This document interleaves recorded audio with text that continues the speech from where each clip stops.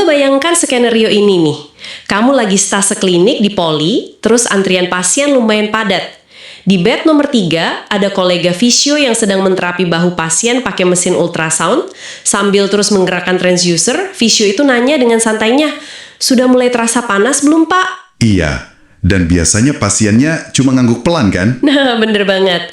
Terus sang fisio tersenyum puas, melirik jam, dan bergumam, "Oke, sip, alatnya kerja." Terapinya berlanjut 10 menit ke depan dengan satu-satunya patokan validasi, yaitu rasa hangat di kulit pasien. Halo semuanya, buat kalian para fisio muda di seluruh Indonesia, selamat datang di sesi bedah materi Next Gen Physio, Movement Revolution. Luar biasa. Praktek yang baru aja kamu ceritakan tadi, itu sebetulnya adalah ilusi klinis terbesar yang paling sering kita temui di lahan praktek sampai detik ini. Setuju. Dan sayangnya, ilusi itu punya harga yang lumayan mahal ya buat kesembuhan pasien. Betul sekali kalau kita mau serius membedah literatur elektrofisika modern, parameter keberhasilan sebuah intervensi ultrasound itu sama sekali bukan diukur dari sensasi thermal, sama sekali bukan. Makanya, di obrolan kita kali ini yang kita kasih judul Refresh Ultrasound Therapy, misi kita sangat jelas. Wah, misinya apa nih? Kita mau membongkar habis miskonsepsi sudah panas itu. Kita bakal bedah sains murni dan biofisikanya, dan target akhirnya, pastikan kalian para fisio muda nyiapin catatan ya, karena di akhir sesi ini kita mau kalian bisa merancang sebuah skema, flowchart atau algoritma penentuan dosis yang murni berbasis clinical reasoning. Jadi nggak ada lagi tuh yang namanya tebak-tebakan sensasi pasien ya. Tapi, mari kita mulai dari akarnya dulu deh. Karena jujur aja wajar loh kalau banyak mahasiswa fisio atau bahkan clinical edukator kita di lahan praktek yang masih mengejar efek panas itu. Karena sejarah mesinnya sendiri ya. Iya, selama bertahun-tahun mesin ini kan sering dilabeli dengan sebutan ultrasound diothermy. Secara etimologis aja, kata diothermy itu merujuk pada pemanasan jaringan. Terus kalau alatnya punya nama tengah pemanas, ya kenapa kita harus menyalahkan fisio yang mencoba menghangatkan pasiennya coba?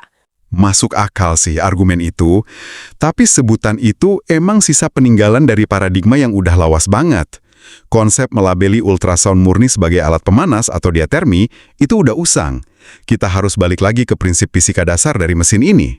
Oke, prinsip fisika yang mana nih maksudnya? Gini, energi yang dikeluarkan oleh kristal piezoelektrik di dalam kepala probe mesin US itu sebetulnya bukan energi panas, bukan juga energi listrik. Itu murni energi mekanik. Dia itu bentuknya gelombang suara longitudinal yang frekuensinya super tinggi. Saking tingginya sampai nggak bisa didengar telinga manusia kan? Tepat, melampaui ambang pendengaran manusia. Terapi yang biasa kita pakai di poli itu umumnya main di rentang 1 hingga 3 MHz. Artinya, kita itu sebenarnya lagi menembakkan 1-3 juta siklus getaran per detik langsung ke dalam tubuh pasien.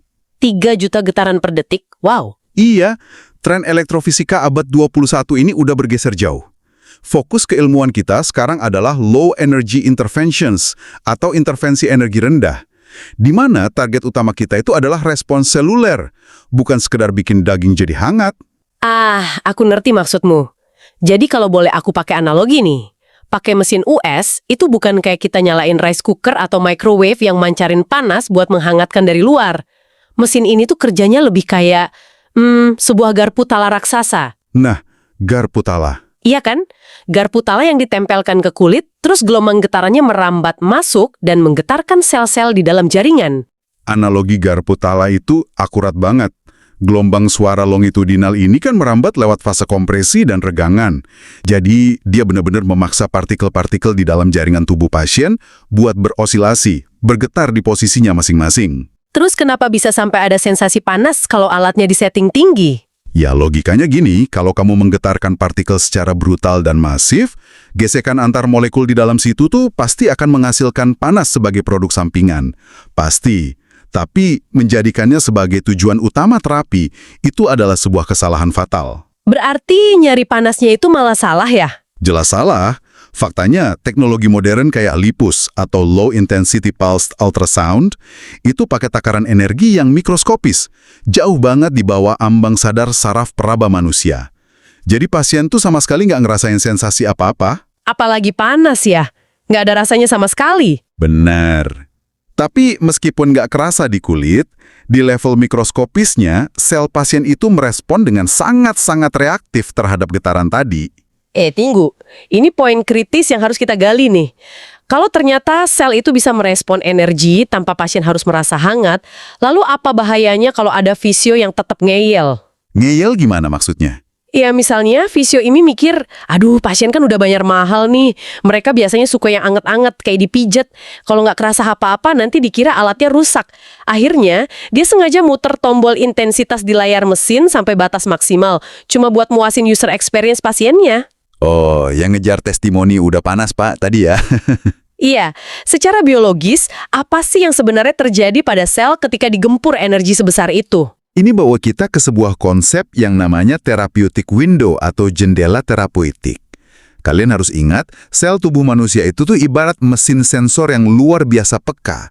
Dosis energi yang masuk itu punya ambang bawah dan juga punya ambang atas. Oke, jadi nggak bisa sembarangan overdosis ya? Tentu nggak bisa. Kalau kamu dengan sengaja mendongkrak intensitas cuma demi ngejar kata sudah panas dari pasien, kamu itu sebetulnya lagi mendorong energi fisikanya keluar dari jendela terapeutik. Kamu masuk ke fase overload. Berarti selnya nggak kuat nerima energi itu dong? Sama sekali nggak kuat.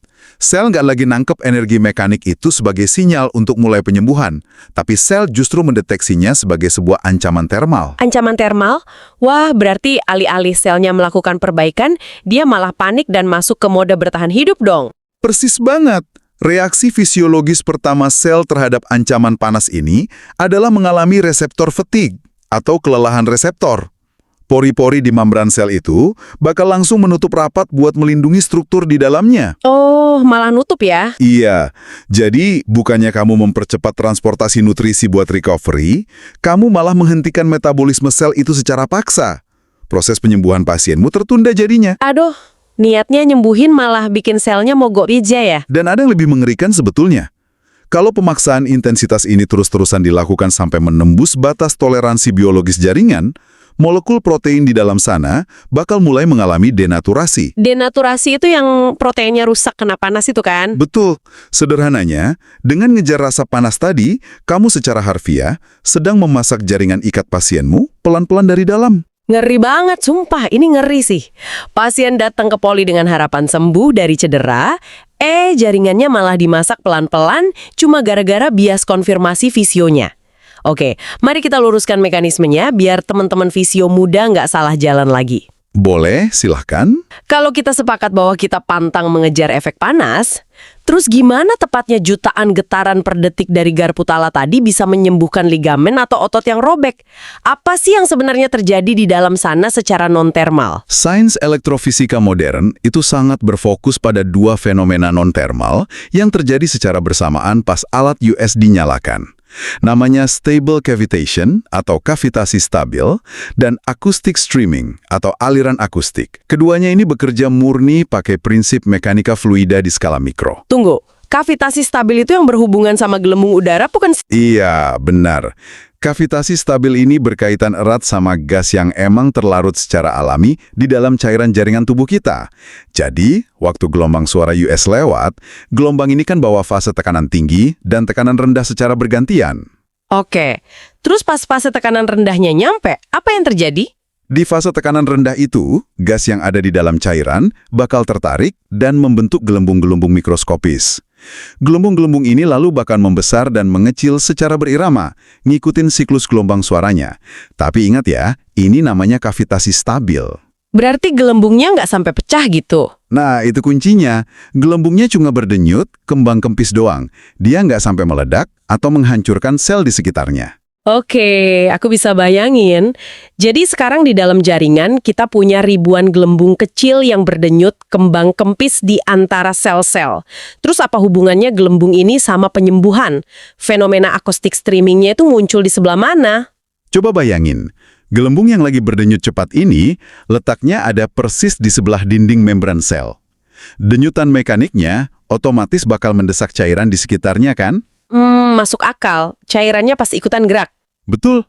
Cairan itu bakal ngebentuk sebuah pusaran air kecil berskala mikro, yang biasa disebut eddy currents. Nah, pusaran cairan inilah yang namanya aliran akustik. Cairan yang berputar cepat di permukaan sel ini pada akhirnya bakal menciptakan semacam gaya gesek fisik atau shear stress langsung ke reseptor selnya. Oh wow, jadi reseptornya kegesek sama pusaran cairan itu ya? Iya, gaya gesek mikroskopis inilah yang kemudian memaksa saluran-saluran ion di dinding sel terbuka lebar. Ion kalsium dan natrium dari cairan luar akhirnya pada berbondong-bondong masuk ke dalam sel. Masuknya ion kalsium ini yang biasanya memicu cellular upregulation itu ya? 100 buat kamu. Begitu kalsium membanjiri bagian dalam sel, sel tersebut langsung terbangun dari tidurnya. Dia jadi tereksitasi. Efeknya apa? Laju sintesis protein meningkat drastis, pembelahan sel dipercepat, dan pabrik energi di dalam sel, yaitu mitokondria, mulai memproduksi ATP dalam jumlah besar. Wah, ini luar biasa sih. Berarti secara esensial, kita tuh nggak menyembuhkan pasien pakai alat US ya kan? Benar. Kita sekedar ngasih suplai bahan bakar ekstra, ngasih pemicu awal, supaya selnya itu bisa memfasilitasi proses penyembuhannya sendiri. Aku suka banget sama cara pandang ini. Berarti paradigma fisika modern itu udah nggak lagi pakai energi gede buat memukul sel supaya berubah, tapi kita sekedar ngirim energi super mikroskopis buat bikin pusaran air yang menggelitik dinding sel. Menggelitik dinding sel, itu istilah yang bagus. Iya kan? Kita bicaranya soal cellular tickling nih sekarang, bukan lagi cellular hammering. Tapi bentar, aku harus motong di sini nih. Soalnya kalau kita ngebahas soal efek mekanik yang seolah mendesak dinding sel, ini pasti bakal ngingetin teman-teman fisio muda sama satu mitos klasik lain yang diajarin di kampus. Oh ya, mitos apa tuh? Dulu kita sering banget diajarin kalau mesin ultrasound itu kerjanya memijat sel dari dalam. Namanya micromassage. Katanya sih gelombang suaranya meremas-remas sel supaya rileks. Bukannya itu terdengar sama persis sama mekanismemu tadi? Kelihatannya emang mirip banget ya. Dan jujur aja, istilah micromassage itu enak banget dipakai buat ngejelasin ke pasien awam, gampang dicerna. Pasien, alat pijat mikro nih. Iya kan, lebih praktis ngejelasinnya. Terus masalahnya di mana? Masalahnya, kalau kita mau benar-benar jadi praktisi yang evidence-based, kita harus jujur sama literatur ilmiah yang ada. Sampai hari ini, nyaris gak ada bukti sains yang solid yang ngebuktiin kalau ada proses pemijatan fisik langsung pada sel yang punya dampak terapeutik dominan. Serius? Jadi nggak ada pemijatan sel sama sekali? Nggak ada. Interaksi gesekan yang terjadi, murni antara cairan yang berputar dengan dinding sel, ya aliran akustik tadi, bukan jaringan yang dipijat-pijat atau diremas. Makanya, demi rasionalisasi klinis kita sendiri, kita wajib mulai ninggalin jargon micromassage. Fokus saja ke penjelasan kavitasi dan aliran akustik. Waduh, terjawab sudah ya, tolong dicatat tebal-tebal nih, fisio muda. Micromassage is a myth, jangan dipakai lagi istilah itu. Nah, sekarang coba kita geser sedikit perspektifnya. Dari yang tadinya ngomongin skala sel tunggal, kita naik ke skala jaringan tubuh secara utuh. Oke, let's go. Waktu sel-sel ini udah digelitik sama kalsium dan laju kerjanya meroket naik, apa dampaknya secara nyata pada fase-fase penyembuhan jaringan? Sepemahamanku nih, penyembuhan luka kan pasti melewati fase inflamasi, proliferasi, terus remodeling. Kita mulai dari fase pertama dulu deh, inflamasi. Apa yang ultrasound lakuin ke jaringan yang lagi bengkak meradang? Ini nih, mekanisme biologis yang paling sering bikin orang salah paham. Di fase inflamasi, paparan getaran ultrasound secara spesifik menstimulasi degranulasi sel mast di jaringan yang lagi cedera itu. Degranulasi itu sel mastnya pecah ya? Bener, sel mast ini memecahkan diri. Dan pas pecah, dia bakal melepaskan asam arakidonat dalam jumlah besar ke jaringan. Asam arakidonat ini kan prekursor utama pembentukan prostaglandin dan leukotrien. Artinya apa? Secara fundamental, sifat dasar ultrasound itu proinflamasi. Dia memicu dan ningkatin respon peradangan. Sebentar. Tahan dulu. Kamu bakal dikritik habis-habisan sama senior di poli kalau ngomong gini. Kenapa gitu? Ya, kamu bilang US itu proinflamasi loh. Jelas-jelas pasien datang ke poli sambil terpincang-pincang, ankle-nya bengkak gede, merah, nyeri banget karena inflamasi akut.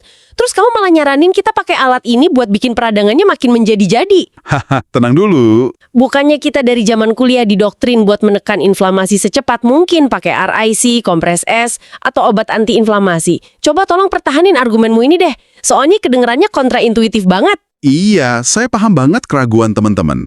Soalnya kita emang udah terlalu lama dimanjain sama ilusi bahwa inflamasi itu adalah musuh absolut yang harus dimusnahkan. Padahal kalau kita lihat dari biologi murni, inflamasi adalah satu-satunya proses pembersihan area cedera dari sel-sel yang mati dan kotoran patogen. Ya, tanpa dibersihin lukanya nggak bakal sembuh sih emang. Nah itu, tanpa inflamasi, fase penyembuhan selanjutnya nggak akan pernah terjadi. Kalau kita ngasih dosis US yang tepat waktu pasien lagi di fase akut, kita tuh sebetulnya nggak sedang memperparah bengkaknya sampai di luar kendali. Kita bertindak sebagai inflammatory optimizer. Optimizer, berarti kita mengoptimalkan kerjanya radang dong. Betul. Gelombang US itu memacu pelepasan mediator kimia, biar kerjanya radang lebih efisien. Jadi, fase peradangan yang tadinya kalau dibiarin alami, butuh waktu 5 atau 6 hari buat selesai, bisa kita kebut biar beres cuma dalam 2 atau 3 hari aja. Oh, jadi kita mempercepat penyelesaian fasenya ya, biar si jaringan bisa cepat move on ke tahap proliferasi. Tepat banget. Kamu cuma mempercepat waktu tempuhnya aja. Aku paham sekarang. Berarti perannya mesin US itu mirip banget sama perannya seorang project manager yang dikirim ke lokasi konstruksi bangunan yang lagi amburadul ya? Wih, analogi menarik nih. Gimana tuh maksudnya? Ya, manajer project ini datang bukan buat memecat para tukang kulingnya, yaitu si sel-sel inflamasi tadi. Tapi dia datang buat neriakin mereka, ngatur jadwal, ngasih kopi, menata alur kerja, supaya fondasi bangunannya cepat beres. Jadi mereka bisa buru-buru lanjut ngebangun dindingnya. Analogi yang sangat brilian. Dan mari kita terusin analogi project manager itu ke fase berikutnya, proliferasi dan remodeling. Boleh, gimana kelanjutannya? Begitu fase inflamasinya beres, si project manager alias mesin US kita ini mulai ganti target. Dia menstimulasi fibroblast dan sel endotel. Fibroblast ini kan ibarat pabrik pembuat batu batanya, yaitu protein kolagen. Otomatis, laju pembentukan jaringan parut baru bakal melesat tajam. Terus pas udah masuk fase remodeling? Nah, di fase awal, itu kan kolagen yang diproduksi namanya kolagen tipe 3. Sifat seratnya acak, berantakan, dan secara tarikan mekanik tuh lemah banget. Disinilah letak keunggulan utama US di fase remodeling.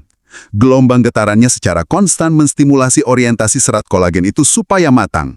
Jadi dirapikan gitu arah seratnya? Benar, dia membantu ngubah profil kolagennya dari tipe 3 yang lemah menjadi kolagen tipe 1 yang jauh lebih kuat. Serat-seratnya dibuat sejajar, ngikutin garis beban gerak anatomis, jadi struktur akhirnya solid dan gak gampang robek lagi kalau pasiennya balik olahraga. Gila, ini proses penyembuhan yang indah banget sih secara mikroskopis, tapi kalau kita balik lagi ke analogi project manager tadi ya, sehebat apapun manajernya, kalau dia dikirim ke lahan proyek yang tanahnya gersang, nggak ada suplai semen, nggak ada kuli bangunannya, dia pasti mati kutu dan nggak bisa ngapa-ngapain kan? Pasti. Berarti ini artinya nggak semua jaringan di tubuh pasien kita bisa merespons manajer ultrasound ini dengan baik dong? Kamu benar banget. Karena ada hukum fisika yang namanya absorpsi akustik. Dan hukum ini tuh kaku banget. Gelombang suara ultrasound itu cuma bakal diserap dan diubah jadi energi biologis kalau dia ngelewatin jaringan yang punya kepadatan atau impedansi akustik yang cocok. Contoh yang nggak cocok itu jaringan kayak apa? Jaringan yang kandungan airnya sangat tinggi tapi sangat miskin protein. Contoh paling gampang, aliran darah bebas atau tumpukan lemak tebal di bawah kulit pasien yang obesitas. Di jaringan kayak gitu, US hampir nggak diserap sama sekali. Energinya cuma meluncur lewat doang tanpa ngasih efek. Oh, pantesan menterapi pinggang pasien yang jaringan lemaknya tebal kadang kurang efek ya? Terus yang paling efisien menyerap US itu jaringan apa? Sebaliknya, energi US itu bakal diserap paling rakus, paling optimal, oleh jaringan yang sangat padat protein. Khususnya jaringan yang kaya banget sama struktur kolagen. Kalau ngomongin kolagen yang padat, otomatis kita bicara soal tendon, ligamen, fasia, jaringan parut bekas luka robek, sama kapsul sendi dong. Tepat. Itu semua adalah target primer dari intervensi ultrasound kita. Tapi kita harus bahas juga batas ekstrim dari kepadatan jaringan. Batas ekstrim gimana? Tulang dan tulang rawan. Kepadatan mineral di dalam tulang itu kan tinggi banget ya. Impedansi akustiknya jauh melampaui jaringan lunak manapun. Jadi ketika gelombang US melesat nembus otot dan akhirnya menabrak permukaan keras tulang... Benar, dia diserap habis sama tulang. Enggak. Energi tersebut malah dipantulkan kembali. Tunggu, dipantulin balik ke atas. Berarti gelombang yang mantul dari tulang ini bakal tabrakan langsung dong sama gelombang baru yang datang dari kepala transducer di atasnya? Iya, tabrakan head to on. Terus apa dampaknya buat jaringan tipis yang posisinya persis nempel di atas tulang itu? Misalnya kayak persambungan tendon atau periosteum, lapisan pembungkus tulangnya. Nah, itu dia bahayanya. Jaringan tipis di area tabrakan itu bakal nerima dosis ganda secara paksa. Dihajar energi yang datang dari atas dan dihajar pantulan dari bawah. Terjadilah akumulasi konsentrasi energi fisika yang kita kenal sebagai standing wave atau gelombang tegak. Gelombang tegak, kedengarannya buruk. Sangat buruk. Di titik perpotongan gelombang ini, intensitas energi bisa berlipat ganda secara liar tak terkendali. Ini yang bakal nyebabin rasa nyeri tajam seketika pada periosteum tulang pasien. Dan inilah alasan teknis absolut kenapa kepala prop ultrasound itu wajib terus-terusan digerakkan. Nggak boleh diam di satu titik sama sekali ya? Benar, berhenti semenit aja di area tulang, pasienmu bakal menjerit kesakitan karena standing wave ini. Luar biasa pembahasannya. Dari pantulan energi ini, kita secara alami langsung masuk ke ranah aplikasi teknis di lapangan nih. Karena jujur aja, fisio muda, sedalam apapun pemahaman biologi selulermu, itu semua bakal percuma, bakal sia-sia banget kalau ternyata spesifikasi mesin di polinya ngawur atau cara kamu megang alatnya keliru. Setuju, teknis di lapangan itu penentu akhirnya. Mari kita bongkar satu-satu penyakit di lapangan.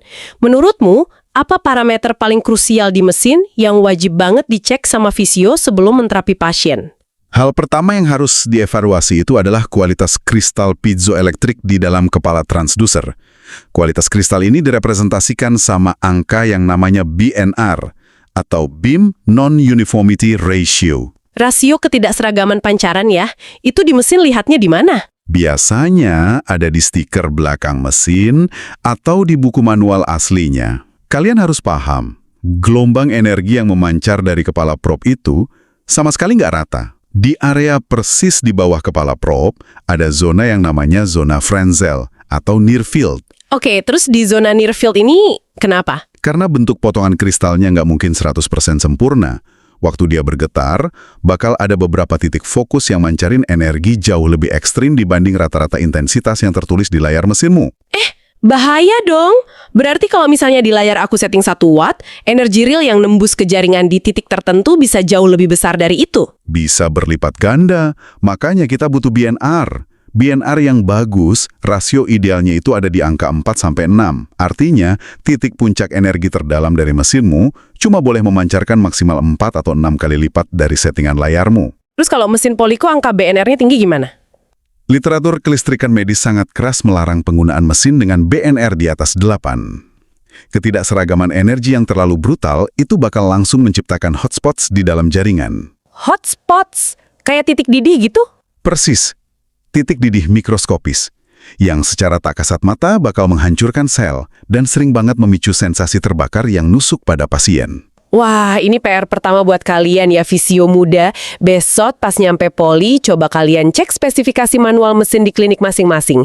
Cari tahu berapa angka BNR-nya. Kalau di atas 8, mending lapor ke kepala poli deh buat ganti alat. Betul, itu urusan safety pasien soalnya. Oke, urusan BNR udah kita pegang nih. Sekarang pindah ke persiapannya. Ini sering banget ditanyain mahasiswa, kenapa sih kita selalu repot, belepotan, dan harus lengket-lengket pakai gel setiap terapi? Kenapa nggak langsung aja gitu tempelin logam probnya ke kulit pasien? Kan lebih praktis dan bersih. Kalau kamu nekat nempelin langsung tanpa gel, kamu itu ibaratnya cuma lagi nyorotin senter ke arah tembok beton yang tebal. Ingat sifat dasar fisikanya. Gelombang mekanik ini sangat amat kewalahan merambat melalui udara bebas. Tapi kan nempel rapat di kulit, udaranya emang seberapa banyak sih? Celah mikro di pori-pori kulit itu udah cukup menampung udara. Batas antara lempengan baja transducer dengan udara bebas itu punya perbedaan impedansi akustik yang sangat teramat ekstrim. Kalau sampai ada lapisan udara sekecil mikromilimeter aja di antara alat dan kulit pasien, energinya mantul. ya, hukum fisika memastikan bahwa 99,998% energi mesinmu akan dipantulkan kembali ke alat. Astaga, nyaris 100% mantul dong. Iya, nol besar energi yang masuk ke tubuh pasien. Makanya kita butuh coupling media, kayak gel. Gel cair yang sangat kental atau viskos, itu fungsinya ya untuk mengisi dan menyingkirkan udara di setiap lekukan kulit. Dia tuh ibarat jalan tol yang mulus buat ngebantu gelombang menyeberang masuk ke tubuh. Wah, ini fakta krusial banget nih buat teman-teman yang suka pelit ngasih gel. Kalau pas menterapi gelnya udah mulai seret dan mengering, tolong banget ditambahin gel baru.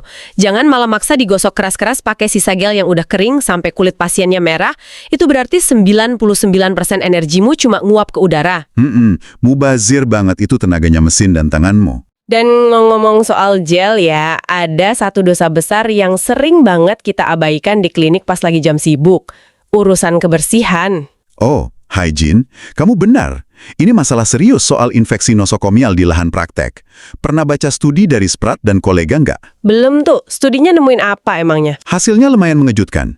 Mereka melakukan inspeksi dan nge-swab kepala mesin US serta botol gel di berbagai klinik rehabilitasi yang super sibuk.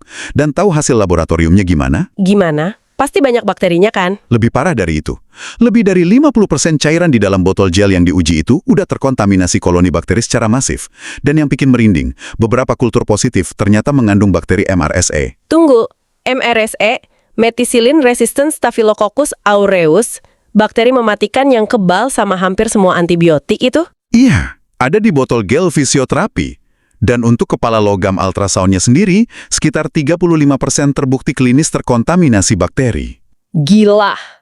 MRSA bersarang di botol gel yang kita tempelin kemana-mana. Coba bayangin, fisio muda, kamu lagi menterapi luka bekas operasi yang jahitannya belum kering sempurna. Pakai gel yang ternyata udah terpapar MRSA. Ini bener-bener wake up call keras banget buat kita semua. Betul, risikonya fatal buat imunitas pasien. Terus selama ini, kebiasaan di poli kan coba bersihin kepala alat, dilap seadanya pakai tisu kering sisa ngalap wajah atau punggung pasien, terus langsung tempel ke pasien berikutnya. SOP kebersihan yang bener tuh harusnya gimana sih? Ngelap pakai tisu kering itu sama sekali nggak punya daya bunuh antimikrobial. Tisu cuma menyerap cairan gelnya aja, tapi bakteri dan virus tetap hidup nyaman di celah-celah lempeng bajanya. Kepala USG itu wajib didesinfeksi pakai swab berbasis alkohol di setiap pergantian pasien. Wajib. Gimana dengan botol gelnya? Kan kadang mulut botolnya suka nempel pas nuangin. Nah, itu leher dan mulut botol gel juga harus rutin dilap alkohol. Dan yang paling penting, biasakan saat nuang gel, ujung botol jangan sampai nyentuh kulit pasien sama sekali. Beri jarak pas nuang. Sepakat banget. Mulai besok, tisu kotak harus masuk tong sampah, alkohol swab atau minimal botol spray alkohol wajib standby di troli alat fisioterapi kalian. Jangan ada kompromi soal ini. Yes, kebersihan itu prioritas nomor 1 sebelum ngomongin dosis. Oke, alat udah bersih, BNR udah aman, gel udah tebal. Sekarang soal cara megang propnya di atas kulit. Kalau menterapi area tubuh yang datar banget kayak punggung atau paha, gampang lah ya buat nempelin rata. Tapi kan kita sering dapat pasien area pergelangan kaki, lutut, atau siku yang tonjolan tulangnya banyak. Posisi prop sering banget jadi miring sebelah ngikutin lekuk sendi. Emangnya sefatal apa sih dampaknya kalau sudut tembaknya agak meleset dikit? Sekali lagi, sangat fatal. Fisika gelombang itu kaku. Ada yang namanya prinsip refraksi atau pembelokan. Setiap medium yang dilewati gelombang itu punya critical angle atau sudut kritis. Berapa sudut kritis buat kulit manusia? Untuk masuk menembus jaringan kulit manusia, sudut kritis ultrasound itu ada di angka 15 derajat. 15 derajat dari garis lurus. Maksudnya gimana tuh implikasinya? Artinya gini, kalau kamu megang alat, tapi membiarkan kepalanya miring 15 derajat aja dari garis tegak lurus kulit, gelombang suaranya nggak akan nembus ke dalam sama sekali. Hah? Langsung mantul? Sudut kemiringan segitu bakal maksa gelombangnya berbelok total. Energinya cuma bakal berjalan paralel, menyelam dangkal, nyusurin lapisan dermis di bawah kulit, nggak turun ke otot. Astaga, jadi energinya malah main selancar doang di bawah kulit, nggak sampai nyentuh ligamen target yang rusak di kedalaman dong? Tepat.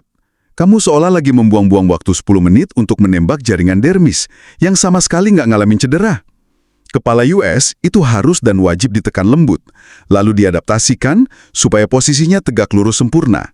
90 derajat terhadap bidang permukaan anatomi lesi. Ini fakta gila sih, 15 derajat itu tuh kemiringan yang tipis banget, nyaris nggak kerasa secara visual pas kita megang alat loh. Makanya harus selalu mindful dan fokus pas pergelangan tangan kita bergerak. Pantesan ya, sering banget dengar keluhan pasien cedera kronis yang nggak ngerasa ada perbaikan apa-apa, padahal udah rajin di terapi US berminggu-minggu. Wong ternyata tembakannya nyasar main selansar di kulit doang.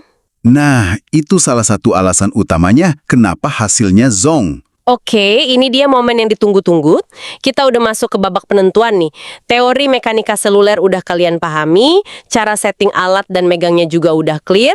Tantangan terbesarku sekarang buat kamu nih. Boleh. Gimana tantangannya? Dari awal kan kita bahas kalau alat ini menuntut otak analisis.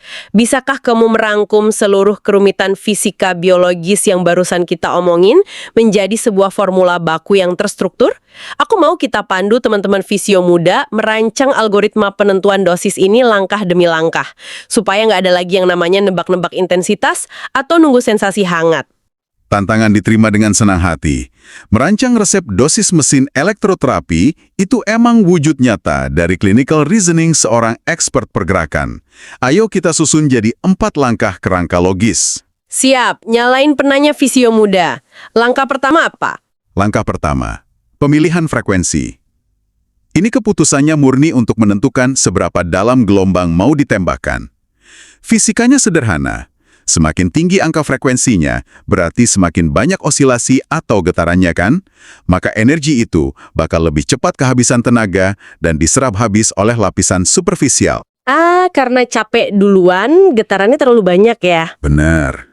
Jadi, kalau target anatomi cederamu letaknya sangat dangkal, katakanlah kedalamannya kurang dari 2 cm di bawah kulit, contohnya epikondilitis di siku atau kesleo ankle di ligamen luar, kamu wajib pakai frekuensi 3 MHz. Dangkal pakai yang 3 MHz. Terus kalau posisinya agak ke dalam? Sebaliknya, kalau ligamen atau otot yang mau kamu tembak posisinya terkubur jauh di bawah tumpukan jaringan padat lain, kedalamannya lebih dari 2 cm, kayak kasus piriformis sindrom di bokong tebal atau ligamen tulang belakang, kamu wajib turunkan frekuensinya ke 1 MHz, biar gelombangnya nggak capek duluan dan bisa nembus jauh sebelum kehabisan energi. Oke, clear banget. Step 1 udah beres ya, kedalaman menentukan frekuensi. Dangkal 3, dalam 1. Lanjut, langkah kedua apa nih? Langkah kedua, menentukan rasio denyut atau pulse ratio.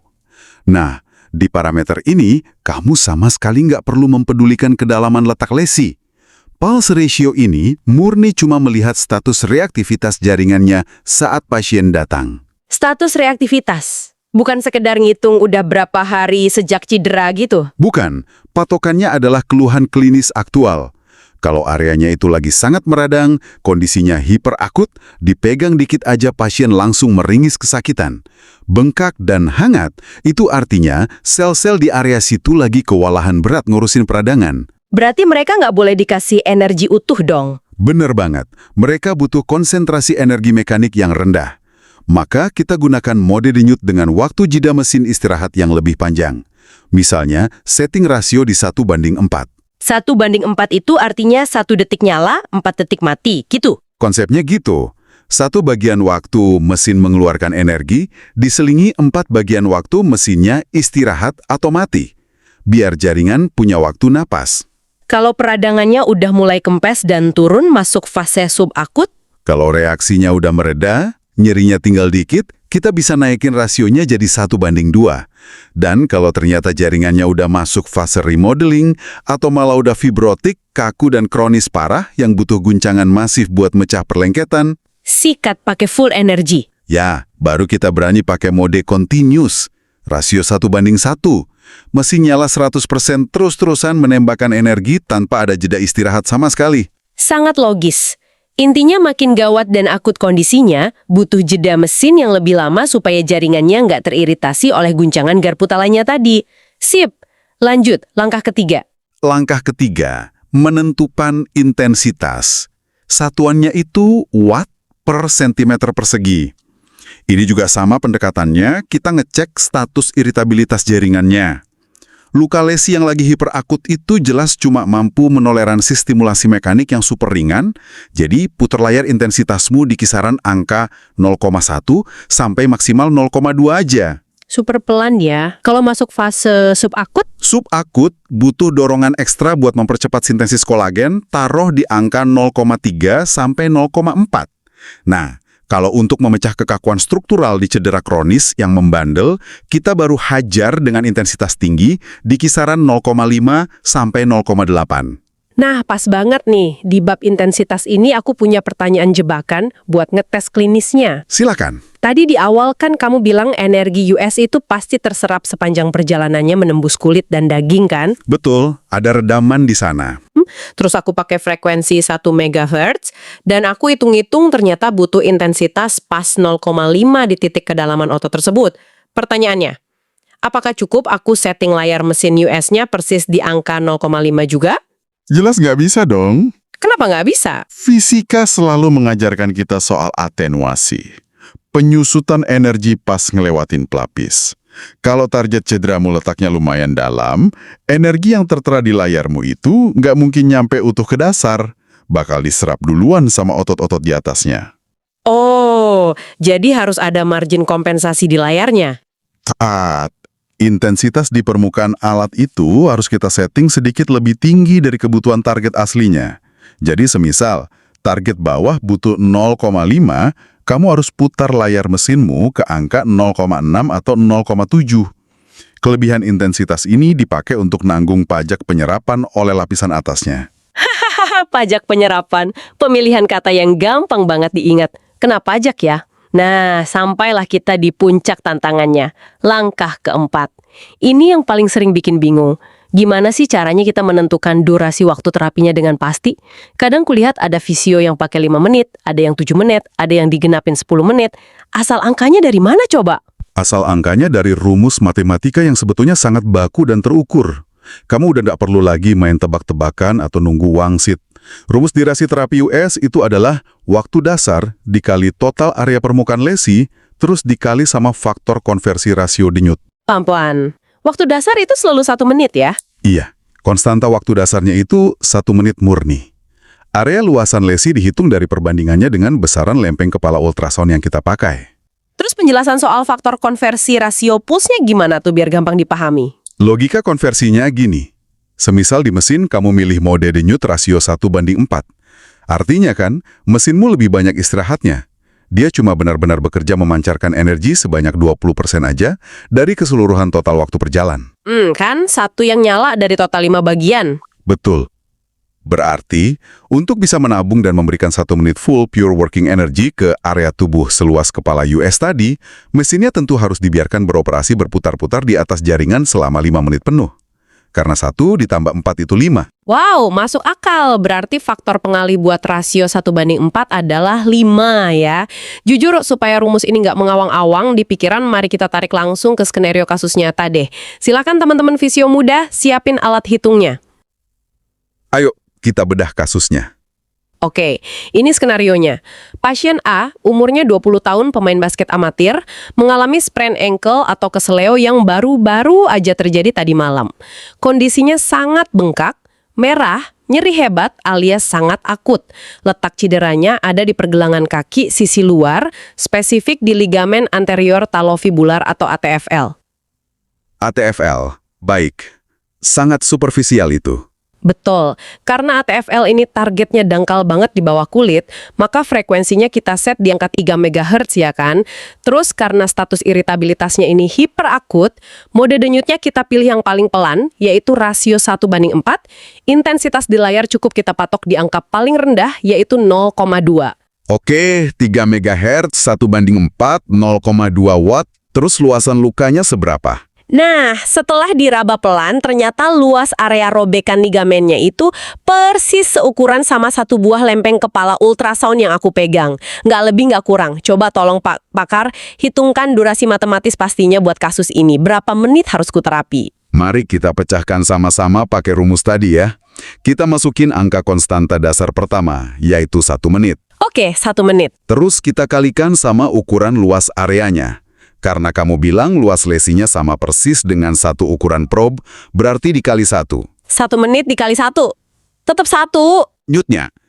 karena kamu pakai rasio 1:4, yang artinya ada 1 siklus alat menyala, ditambah 4 siklus alat mati, berarti total fasenya adalah 5. Otomatis faktor pengali di rumusnya adalah 5. Masukkan angkanya ke persamaan, 1 menit dikali 1 dikali 5, jawabannya mutlak.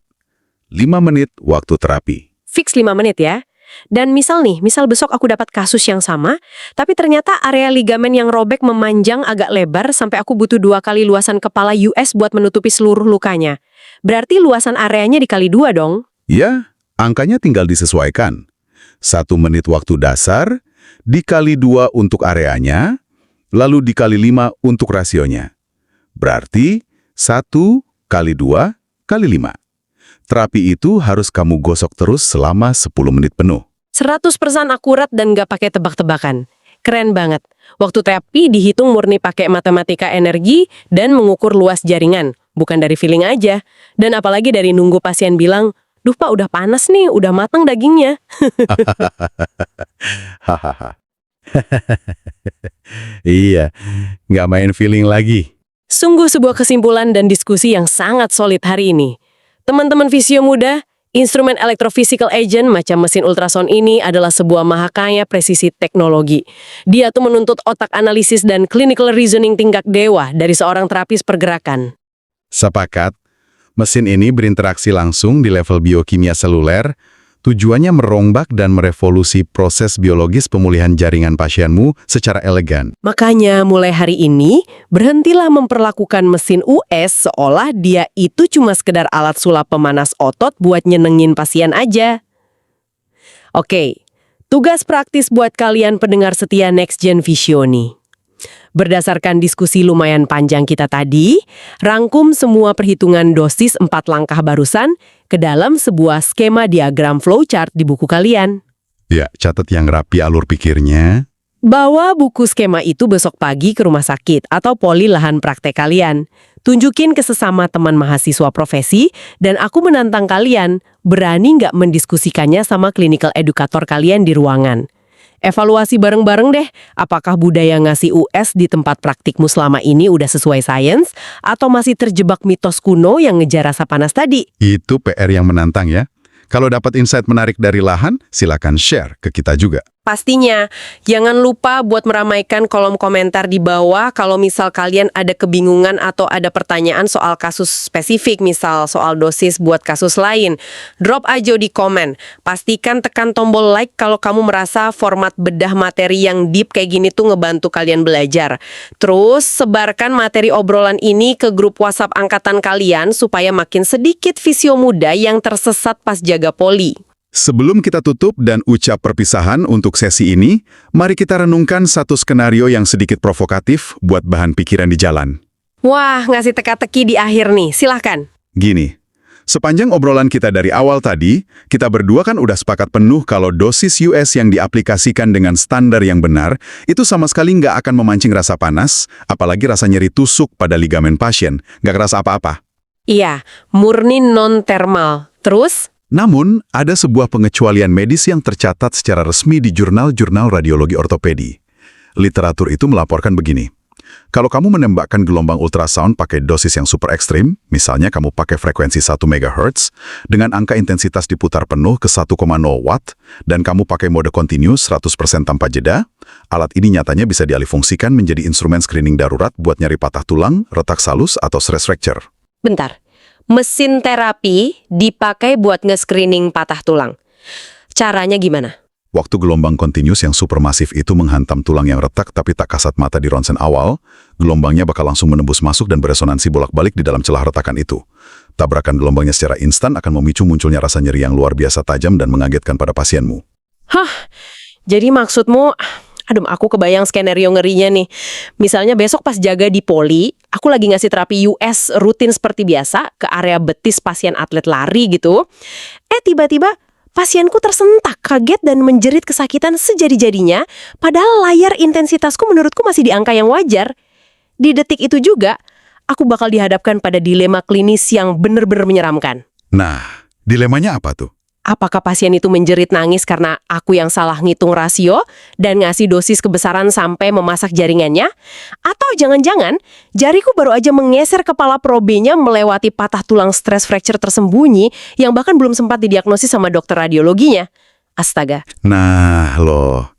Jawabannya cuma bisa ditentukan seberapa kuat clinical reasoning yang kalian punya. Gila, merinding aku mikirinnya. Teman-teman Visio Muda, bawa pulang pertanyaan gila ini sebagai bahan renungan kalian di sepanjang sisa hari ini. Ingat pesan kita, tetaplah rasional, tetaplah kritis, dan jangan pernah ngerasa puas buat terus belajar.